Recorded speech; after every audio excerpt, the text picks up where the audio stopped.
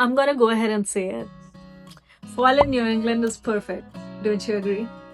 That crimson red leaves falling, the pumpkin spice everything, the crisp autumn air, and the feeling of just slowing down and taking it easy. Hey everyone, welcome back to my channel, The Bite-Sized Traveler. This August, I visited Portland, Maine for my birthday trip because why not? It's beautiful. So, if you're planning the perfect fall itinerary, you have to add it to your list. And today I'm gonna give you the perfect itinerary to cover Portland in just one day. So, here's how we're gonna do it movie style in segments. First, we'll visit the beautiful waterfall with a short hike, peaceful and relaxing. Second, we are gonna go to Portland Headlight, which is the most iconic spot of Portland. Third, we'll jump on a boat tour of the coastal area of Maine. Trust me, you don't want to miss this. Fourth, we'll go to downtown and visit the most iconic food spots and gift shops. And fifth, we'll end the day with a beautiful sunset along the ocean. So, are you ready for it? Welcome to Portland!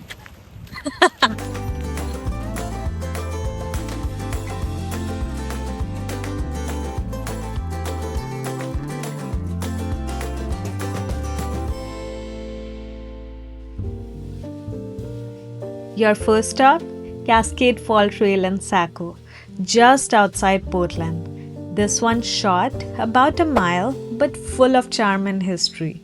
It used to be a vital fishing spot for Native Americans and then later a bustling mill site for settlers. Even now, the trail feels alive with whispers of the past.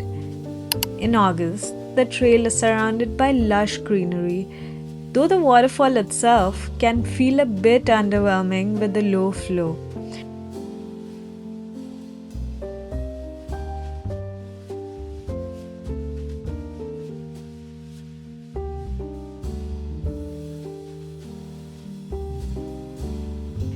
But come October, hardwoods glowing orange and red, pines whispering in the crisp breeze, and that gentle trickle framed by the autumn leaves.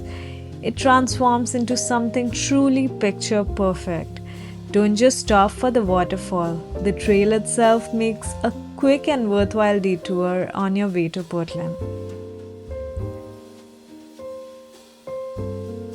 Pro tip: pack a thermos of cider or coffee, bring a blanket and picnic, and let yourself just sit here for a bit. Watch the water, listen to the leaves. It's kind of quiet magic that makes New England so special.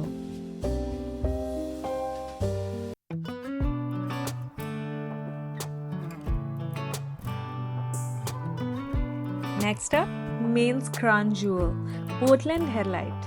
Built in 1791 and commissioned by George Washington himself, the lighthouse has been standing guard over Casco Bay for over 200 years. Imagine standing here at sunrise, waves crashing at your feet, feeling like you just stepped into a painting.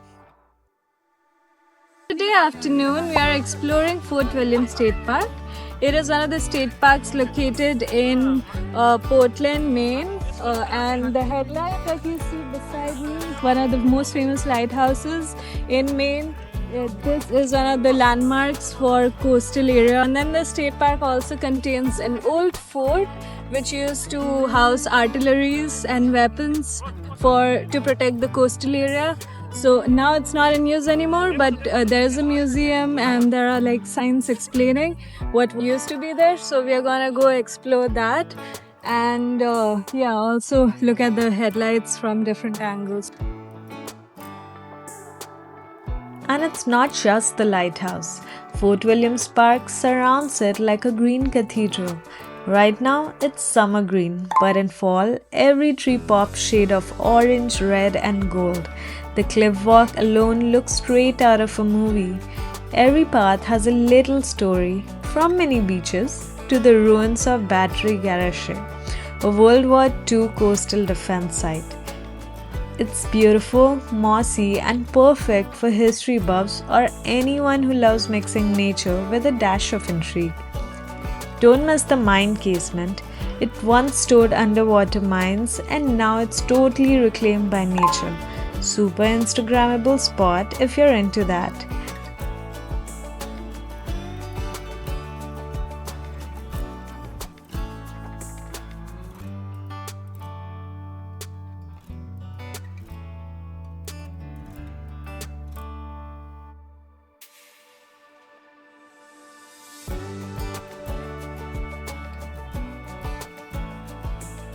Try to go during sunrise or sunset for the best views, preferably sunset. Portland headlight against a fiery sky, it's chef's kiss. If you're planning a fall trip, make sure this is on your list.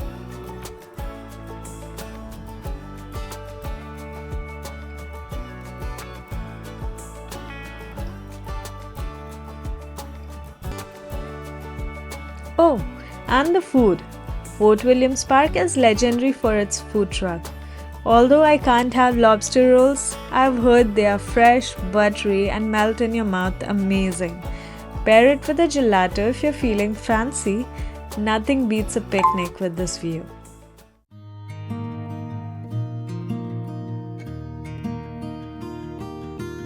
If you want a stroll straight out of a movie, hit the Eastern Promenade Trail. 2 miles of coastal beauty with Casco Bay glimmering on the side and hillside colors on the other. These paths follow the old Grand Trunk Railroad, which used to link Portland to Montreal. Now it's just you, the crunch of leaves underfoot, and maybe a little indie film moment in your head.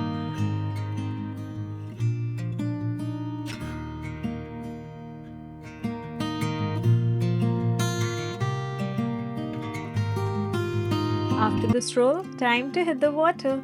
Casco Bay is full of forts, lighthouses, and islands, and a boat tour is hands down the best way to see them. You will hop on a speedboat with seats like giant sponges. Comfy, but kind of wild. Hour and a half of fun, history, and photo ops. You'll be launched right where the cruise ships dock, so picture zipping out past these floating skyscrapers. Pro tip, hold on to your stuff and maybe your hair too. Once that boat takes off, there's nowhere to hide. First stop, Bug Light. Tiny, elegant, Greek inspired, and honestly, it looks like it belongs in the Mediterranean postcard, not on Maine. Next up, Fort Gorgeous. Imagine a Civil War era fortress sitting in the middle of the bay, completely silent because it never ever saw a battle. From the boat, it feels like you're passing by a forgotten kingdom, eerie but in a cool and mysterious way. Then, Spring Point Ledge Light. Perfect spot for a photo with those dramatic waves crashing at your feet. And seeing Portland Headlight from the water, that lighthouse has totally different energy from this angle. Then we cruised past Ram Island Ledge Light, perched on jagged rocks like a painting. Then Lively Peaks Island, where you can go explore cute shops, little beaches, and walking trails in your own time. And Cushing Island, totally private and peaceful like the other side of the main experience. Quiet and untouchable, but gorgeous from afar.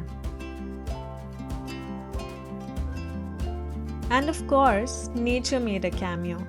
Bald eagle gliding overhead, seals popping up like curious kids, and seagulls. So many seagulls. The highlight though was the world's smallest operating lighthouse. It's tiny, adorable, but still standing strong, like a little lighthouse hero. Then we headed back towards the harbor, the sun sinking over Casco Bay, painting the water in golden and pink. Honestly, the ride isn't just a tour. It's an adventure, a history lesson, and a front row seat to some of Portland's most iconic sight.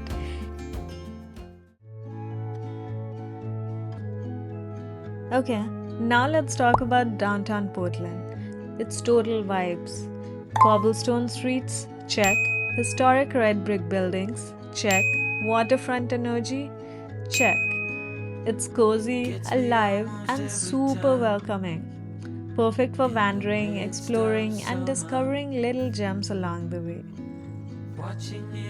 Hear the seagulls, the cafe chatter, and doors jingling in cute shops and galleries. I could spend hours here.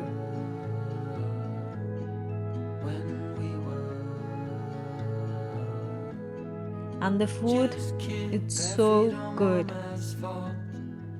Stop at Cheese Louise for the ultimate grilled cheese. Classic Louise, it's a buttery bread, melty cheese, and pure comfort food. You won't regret it. Then hit the Holy Donuts. Maine potatoes make them fluffy like no other. Honestly, it was one of my favorite spots. Dark chocolate sea salt flavor was life changing. Honestly, I think I heard angels sing. Downtown Portland is a perfect combo: history, culture, food, and charm. Fall or pre fall, it's a must visit.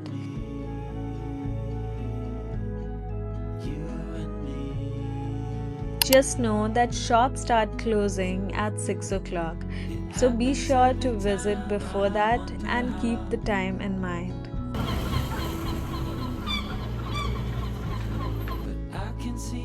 And finally, it's time to head home, but not without seeing the sunset. Orange and pink sky reflecting, the perfect way to end your day or your trip. Portland isn't just lighthouses, forts, or lobster rolls. It's a feeling. It's a mix of history, nature, and fall magic you've been dreaming about.